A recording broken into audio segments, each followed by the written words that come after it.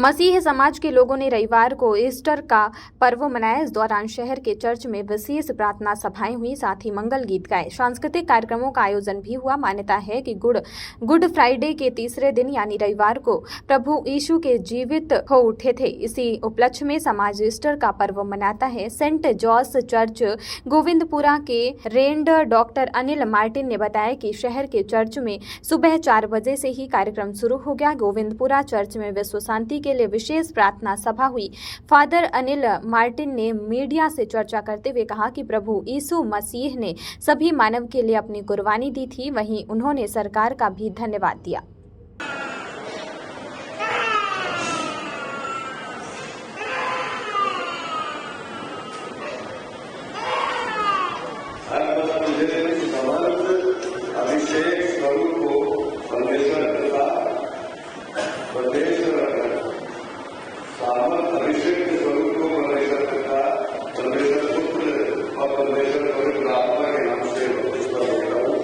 बहुत धन्यवाद। आप लोगों ने ये प्रश्न पूछा कि आज शुभ दिन क्यों है। शुभ दिन इसलिए है कि सारी मानव जाति की उद्धार और योजना के लिए परमेश्वर ने जो अपने इकलौते पुत्र को इस संसार में भेजा था।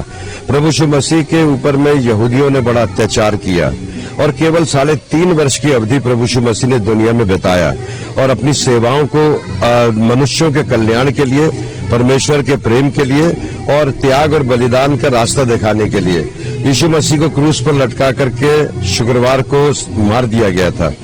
पिछले रविवार में जब यरूशलेम नगर में वो प्रवेश कर रहे थे तो खजूर की डालियां से उनका स्वागत हुआ था।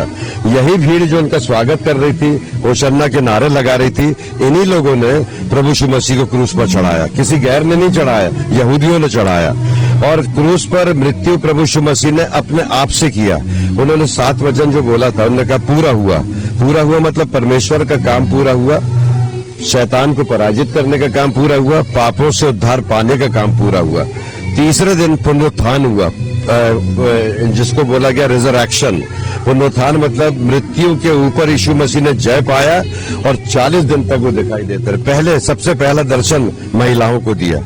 महिलाओं का आदर सम्मान मसीह समाज में इसलिए जब सबसे ज्यादा है कि यीशु मसीह जी उठने के बाद में महिलाओं को देखे, फिर अपने चेलों को देखे और चेलों से कहा तुम्हें शांति मिले। मैं वो शांति आप सबों के जीवन में चाहता हूँ कि आपके परिवार में, आपके व्यक्तिगत जीवन में, आपके समाज में, हमारे देश में, प्रदेश में शांति रहे, प्रेम रहे और यीशु मसीह का आनंद रहे।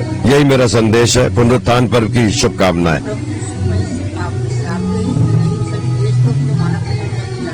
जी जी उनकी कुर्बानी केवल एक बात की थी। लोग उनको राजनीतिक राजा के रूप में देख रहे थे क्योंकि बड़ी भीड़ उनके पीछे आती थी, लेकिन यीशु मसीह ने केवल एक ही बात कहा कि मार्ग मैं हूँ, सत्य मैं हूँ और जीवन मैं हूँ। जो इस मार्ग पर चलता है वो अनंत जीवन की आशा में प्रवेश करता है।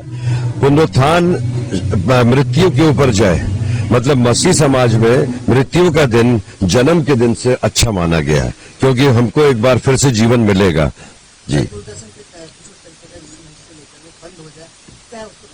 जी हमारा ये कहने का अर्थ है कि यीशु मसीह ने अच्छी शिक्षाएं दी। कभी भी अशांति का, रगड़े झगड़े का, बुराइयों का कभी भी उन्होंने साथ। उन्होंने बोले एक गाल पे जो थप्पड़ मारे दूसरा फेर दो। उन्होंने कहा कोई 1 मील ले जाए तो 2 मील चले जाओ। इन्होंने कहा कि कोई भूखा है तो उसे भोजन दो, कोई प्यासा है तो उसे पानी दो, जो दुर्बल है उसको अपनी शांति दो। तो यीशु मसीह ने कभी भी समाज में ऐसी शिक्षा नहीं दी जो अराजकता को फैलाती थी। आप सबको शुभकामनाएं। जी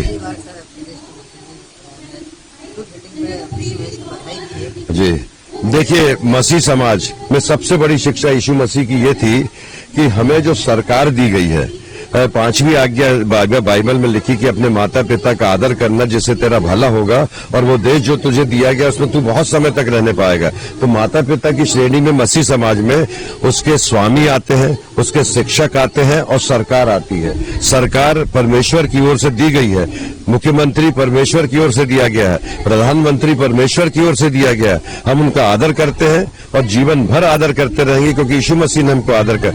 धन्यवाद। मुख्यमंत्री ने हमको शुभकामनाएं दी। हमारी शुभकामनाएं सरकार को, सारे लोगों को हम आपकी ओर से।